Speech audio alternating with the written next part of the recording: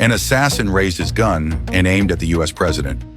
The First Lady suddenly collapsed from a gunshot wound, catching the assassin off guard. He immediately checked what had happened, but at that moment, he was photographed by a reporter. Another reporter even called the police.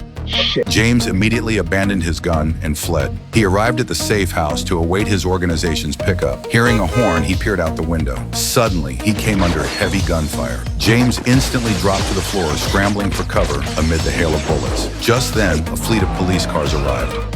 The snipers immediately withdrew. A large contingent of police prepared to storm upstairs and arrest James. Hearing the commotion outside, James slammed the butt of his rifle into the floor. Soon, he had smashed through the wooden floorboards. The moment officers breached the door, he leapt through the hole into the floor below. Police fired relentlessly downstairs, but James still managed to escape. He rushed downstairs only to find officers everywhere. Facing relentless pursuit, James fled into an abandoned kitchen. The officers reached the kitchen entrance and tossed a tear gas grenade inside. They then breached the door and began searching for James. As the perimeter closed in, James descended from above and subdued an officer. A stray bullet wounded another officer. James swiftly subdued the officer he had pinned down. He then opened fire with his gun, preventing the officers from closing in. Soon, another wave of police reinforcements arrived.